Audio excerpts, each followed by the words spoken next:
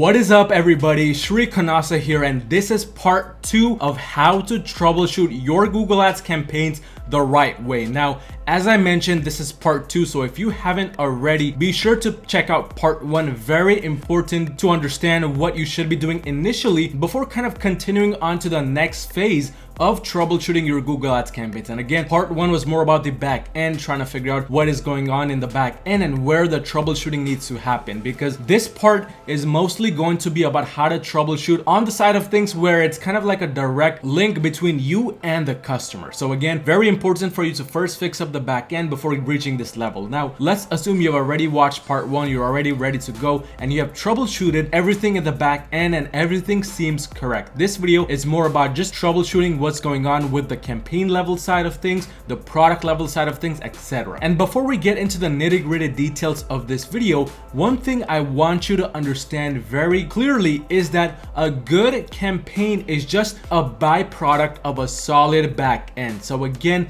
that's where all of these troubleshooting things really come into play. These good campaigns, which you always see in my other videos, all of the results you see I'm getting with these products, it's all due to the overall troubleshooting I've done starting from the back end. And this is where so many e-commerce store owners go wrong, because they just focus on clicking those colorful buttons on their Google Ads dashboard. They focus on just launching one thing after the other. And trust me, that's the easy part. The hard part should be figuring out what's going wrong, why you're not getting the desired results, starting from the back end. So let's start off first of all with the product side of things, because this troubleshooting section doesn't necessarily start with the campaign itself. It starts with what's inside the campaign, so the products. And I like to ask myself one very easy question, but one question that should lead me into deep thought whenever I'm thinking about troubleshooting my campaigns, whenever I'm actually trying to figure out how to scale to the next level. And this one question is, does my product match the criteria I always have begun with? And this criteria that I'm referring to is the 30,000 or more average monthly searches,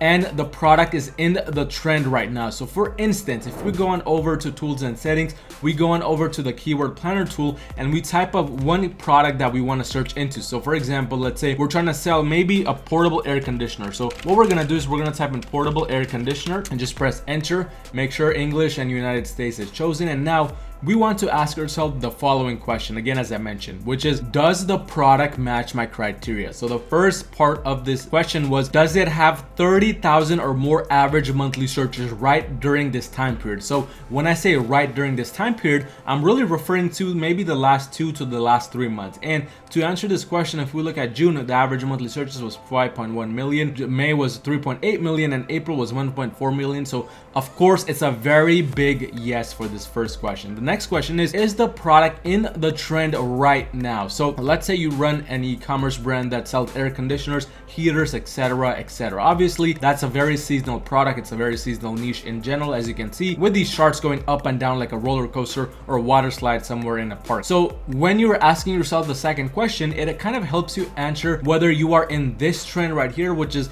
are you in the trend right now? The answer here would be no, because it's in basically the bottom part of the ride. And if you're at the very top where you're going towards the top, the answer to that question, which is, are you in the trend right now, would be yes. So it's very important, because there's 2 different strategies to selling a product, making it a winner here, in terms of making that product a winner here. Now, by the way, I don't recommend you sell this product right here at all, even if the total average monthly searches is above the number that we want. And I've covered this oftentimes in my other videos, so I'm not going to cover really why I wouldn't do it, but it's always better to kind of sell it in the trend. So if the answer to both of those questions is yes, then you want to kind of proceed on to the product level side of things and actually figure out where the product is going wrong, why you're not getting results with that. Because by now, if you already answered both of those questions, you know that it's not the product itself that's the issue. I mean, it has over 30K average monthly searches, and it's either a very, very flat line, meaning it's in the trend every single month, or it's in the upward curve of that water slide. So things are looking positive. So that just means that it's not the product that's the issue. It's maybe your campaigns, or maybe it's just your landing page and your website that's the issue. So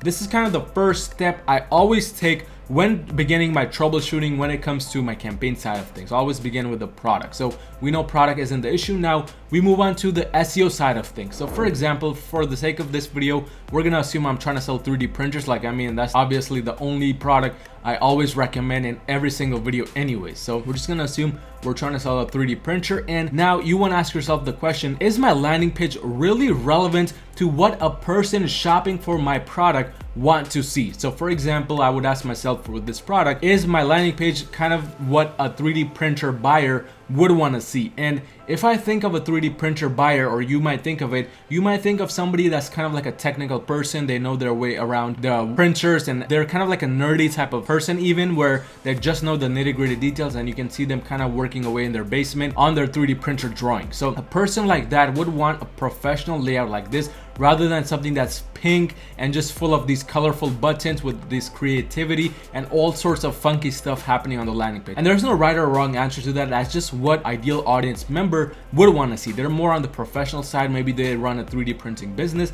and all they really care about is just this side of things. So that's really what you would want to also be aiming towards, and you want it to be relevant to that person. So if we look at, for example, another 3D printer seller here, number one, we can see that overall these 3D printer websites have a very similar layout to each other. Very professional, very sleek, and very minimal. There's nothing really too crazy going on here. Everything's just pretty much straightforward, and that's exactly what you want to be looking into as a 3D printer seller. But that's the first question really you want to ask yourself on the landing page side of things. And also you want to ask yourself if you did really do the best you could with SEO, because again, the title, the SEO that you do inside the title makes a huge difference. If you notice, some of these brands, like for example, definitely Toy Box right here, they had a different title on their product page compared to what they have right here, and that's just an absolute must. If you want to try and do the same thing, make sure you have a search engine optimized title on the shopping ad side of things or within the search campaigns itself, because again, SEO basically makes Google ads run and function properly. So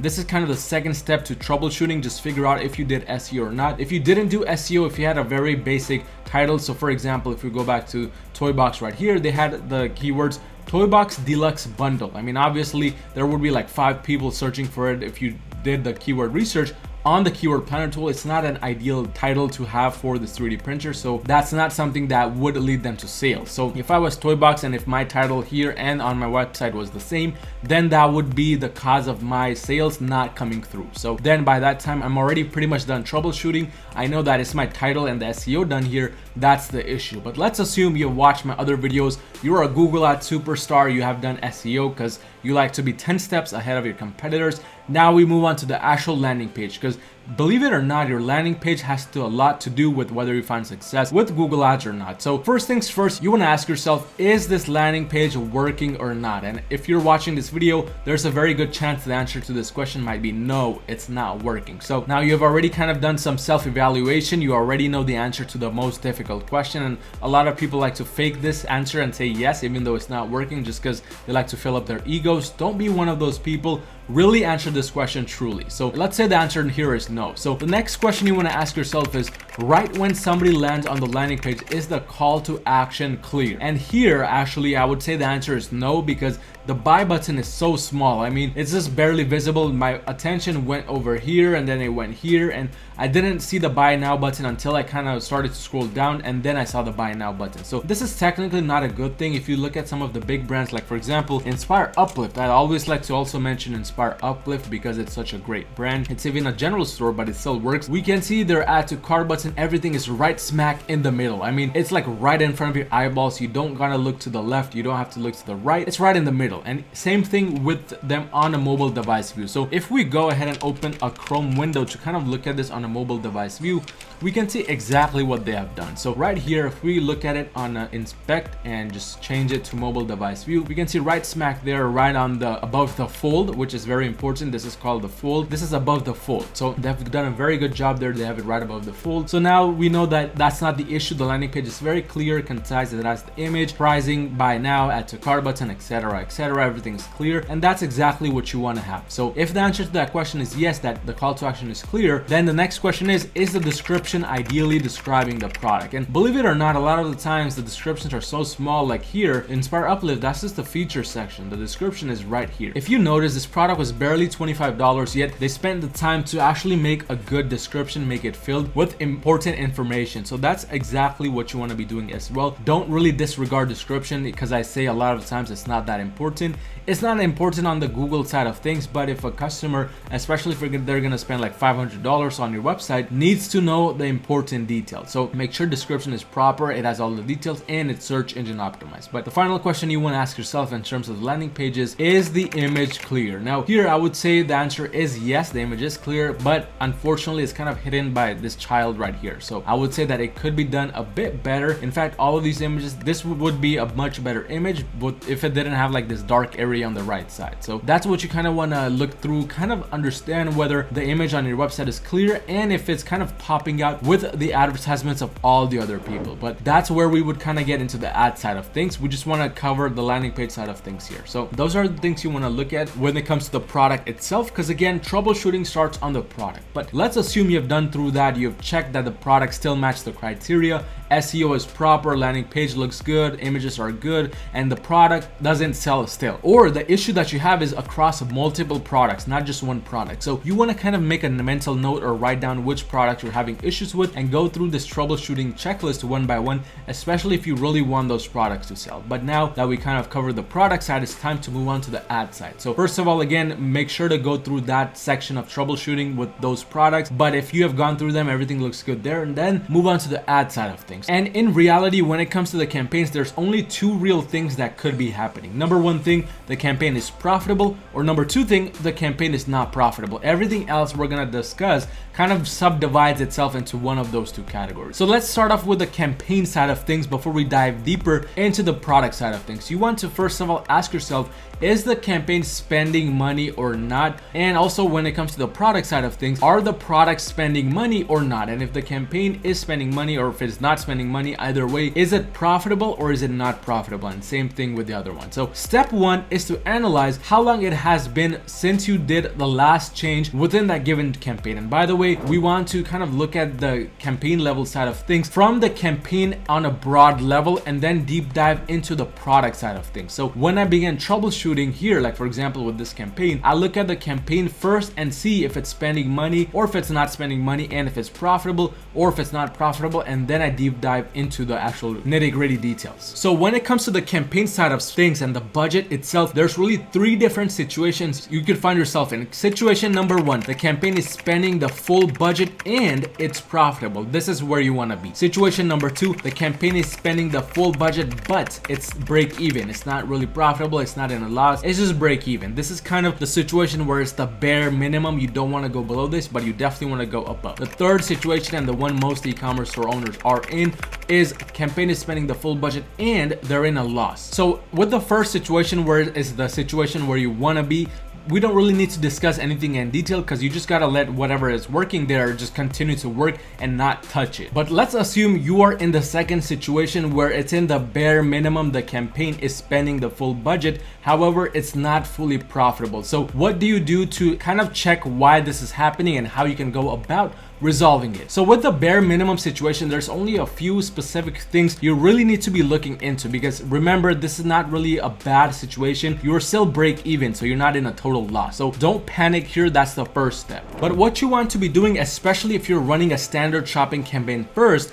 is if the bid of that standard shopping campaign is higher than 40 cents, you want to decrease the bid by about 2 cents to maximum 5 cents every 7 days. Again, this is done because you are kind of at the break-even level. You want to lower the amount of bid that you have within that campaign, especially if your bid already is above 40 cents, because you might be bidding too high in this bid frame. So if you instead go and increase the bids, there's a very good chance you will start spending more budget and you will continue to be unprofitable. That's not the solution here. That's really the first step when it comes to understanding and analyzing what's going on, is to understand if your bid first of all is higher than 40 cents or not, and if it is, do you need to decrease the bid or increase the bid? In about 99% of the situations, the solution here is just to decrease the bids very slightly, and I even recommend staying close to the 2 cent level. Just decrease it every 7 days until you get to around the 40 cent level, and by that time, if you continue to decrease, that standard shopping campaign should start to work its way more towards profitability. So this is kind of the first solution to this first situation. But let's say your bid is already less than 40 cents, or you have the low bid campaign which is at 10 cents. So if it's the 10-cent campaign, which I always recommend you start, don't touch that, just let that run. But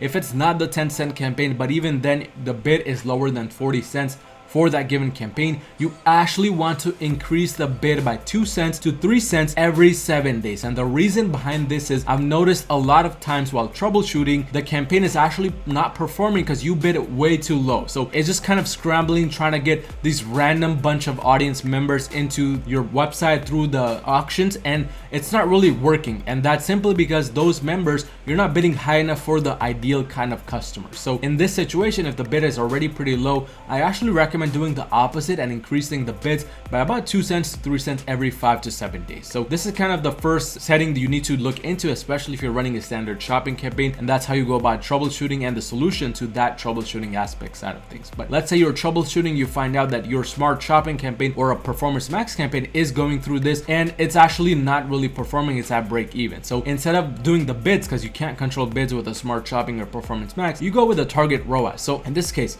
if you already have a target ROAS set, you want to increase the target ROAS by about 5% or so every 7 days. And that's again same situation as the earlier situation with standard shopping. The bid is just not ideal in this case. The target ROAS percentage is just not ideal. It might be too low, so Google is thinking that the target ROAS it's achieving for you at this moment is the perfect target ROAS for you because it's achieving at the level you set it at. And even if it's like a low level, it might just think it's right because you set it at that level. So this is where you kind of go in and you change up the target ROAS, increase it slightly. But if on the other hand, you do have a target ROAS and you notice that the spend is very up and down every single day. So for example, if your budget is $50 a day, one day you spend $25, the next day you spend about $83, third day you spend about $16. If it's up and down and the results are unprofitable, you actually want to uncheck the target ROAS box completely. And that's simply because that campaign is really not able to find the right kind of audience, because it's some days there is the audience that is searching for it that might qualify for that target ROAS, but then the very next the audience just stops searching and the search volume is low, so the campaign is not really able to optimize. And to show you guys that in effect, this is exactly what I did when troubleshooting this specific ad account here, which is my own personal brand. So as you can see, this brand has kind of started to stop getting sales during this time period, and just doing the troubleshooting and going through each things made me realize that this performance max campaign was actually running at a target ROAS. So what I did with this PMAX campaign is I kind of looked at what the target ROAS was, and I decided that that's not the ideal number, because as you can see, some days it would get me that target ROAS percentage. And if we look at what the ROAS was during that time period, you can see overall it was getting me ROAS like 10x, but it was only on one day. So during this time period, I just said, you know, enough is enough. I'm just gonna uncheck the target ROAS, just risk it. And that's exactly what I did. And as you can see, the next upcoming days, first of all, the cost did start to stabilize a bit more, because otherwise before that time period, some days it would be 0, some other days it would be go up to like 66, then next day 32, and it was a really big up and down. But here things started to stabilize just a bit more. It started to stay within a certain range, and best part of all, the ROAS kind of went through the roof. As you can see, it went to 19x, then next to 12x, 15x, and today it's not a 4x, it's much higher than that because it hasn't fully calculated everything as of yet. So this is where it has really worked in effect, and this is all I did to figure out that this needs to be done with this account. I went literally through this troubleshooting checklist one by one until I figured out that the target ROAS and the bid here was the problem. So again, kind of just uncheck target ROAS completely. That really helped me, and if you are in a similar situation, that can definitely help. But let's move on to the third kind of side of things, where your campaign is spending the full budget but it's not profitable at all. This is the bad situation, and the only way out with this is just increase the target ROAS by 5 to 10% every 5 to 7 days. And if you do it 2 to 3 times consecutively and nothing is improving, at that time uncheck the target ROAS and leave it like that for 7 days. If still things don't improve, I like to do something called the hard reset, where I just shut off that campaign completely and start it brand new. So I copy that campaign over, paste it in, and just start from fresh. So in this case, you might want to add a brand new products, or you can just let whatever is within that campaign just continue to run. But this hard reset does help a lot of the times, but I only do it if it doesn't work after 3 consecutive tries of changing up the target ROAS or the bid. So that's really what I do when it comes to campaigns which are not really performing that well. But those are really the 3 situations where you want to be looking at the campaign at a very broad level, which is the campaign itself working or not? But also along with that, I recommend you go deeper inside into the product side of things and kind of troubleshoot there as well. So in terms of the product itself, you want to understand whether the product is working or the product is not working. There's really only two different scenarios you can go with when it comes to the products, either profitable or it's not profitable. So first things first, if the product is profitable but not spending enough, what you can do is you can scale that product via its own campaign. So I've made a lot of videos on this where you can start a scaling campaign for that product individually, or you can kind of segment it out into its own smart shopping or performance max campaign with a bunch of other winning products. So either of this really works. But what you can also do if the product is profitable but not spending enough is you can duplicate that product on your Shopify store or your WooCommerce store, whatever you use. It doesn't really matter. Just duplicate that product on the back end and then change one thing about it. So maybe you want to change the pricing, maybe you want to change the title, maybe you want to change the image. Just change one thing and let both of them run in the same campaign. If it really is a winning product, both of them should sell and you will get different kinds of sales for each. And this is also, by the way, a good way to A/B test. I made a video on this which you can check out on my channel. But the third way, as I mentioned, is to segment it out into its own smart shopping or performance max campaigns where it's running with other winning products. But let's assume the product is actually getting link clicks and it's the other situation where it's spending money getting link clicks but it's not profitable, or you're not even getting any sales to begin with. What do you do? So in this case, I like to first of all ask myself the question, and here as you can see I'm inside the product section. I like to look at the product and ask myself, is the CTR high or not? So for example, this product right here, obviously it's spent only $43 and I'm not really gonna even look into this much if I were really optimizing this campaign because the selling price is $900. So $40 is nowhere enough to kind of decide that. But I would kind of ask myself, if this were like less, like $70, I would ask myself, is my CTR high enough? Meaning, is it close to 1% or is it close to 0.1% or 0.2%? If it's on the lower end, then most likely the image is the issue. So I would change up the image as the first way to kind of battle this situation. And this is my first step with troubleshooting. But if the image is changed and after 7 days it's still not performing, then I look at the price itself. So I like to look into whether the pricing is the issue now, because it's been 7 days since I changed up the image. I did the troubleshooting and it's still not working. So the next step I would take is actually changing up the pricing, maybe lower it, maybe do competitor research some more and then figure that out. But those are really the only two ways you can go about in terms of the actual CTRs and whether the product is not selling or not. Believe it or not, not every product is a winning product. So let's say your CTR is high, your CTR is low, and you do both of these techniques and it's still not selling. The third and final thing you can do is put this inside its own losing campaign. So that losing products campaign should be a smart shopping or a performance max campaign. But you want to place this product in there as a last resort, and if it still doesn't sell there, just shut it off and get rid of it. Just, move on. You can't really do anything about it in that case. But let's say the CTR is high. So in this case, I would say the CTR is decent. It's not the highest like this one right here, but it's not too bad as well. So in this case, what that tells me is people are interested in the image, they're interested in the product, it's relevant to what they're searching because the CTR is high. So people are seeing this ad and actually clicking on it, which means the problem is on my landing page. So I would go in, I would try to change up the landing pages, I would try to make them better in some way, shape, or form. So that's kind of the next step to improving this in terms of the funnel. But that would tell me again that the CTR, that would again tell me that if the CTR is high, the landing page is the issue. So that's kind of what the solution would be based on the troubleshooting aspect of the things. So in terms of the bid, if the product is getting a lot of link clicks but it's not selling, your bid is either too high or it's too low. So in this case, if it's just not working out despite you doing all the other things, you might as well just put it inside the losing products campaigns and just let it run that way. Because again, with whatever bid you have set in the original campaign, it's just not working out and you don't know what the ideal bid is. So I don't recommend that you go out and try to guess the right bid. It's just not going to work. So instead, just funnel it into a smart shopping or performance max campaign and let Google decide what the right bid should be. But that is pretty much the last of the troubleshooting. Those are really the only things you should be going through to determine whether your products are working or not, whether your campaigns are working or not, and then get them back to working order. That's literally all I do to get all of my campaigns here, and also campaigns for my clients' e-commerce branch under my Google Ads agency, Yoru Marketing, which if you're doing around $30,000 or more, you need a little bit of extra help scaling your e-commerce brand to the next level, go on to my website at yorumarketing.com and book a free call with me to see how we can make that happen. But this is all I'm using in terms of the troubleshooting metrics and the troubleshooting criteria to determine if things are working or not. But if you found any type of value in this video, make sure to like this video, make sure to subscribe if you haven't already, and I will see you in my next video.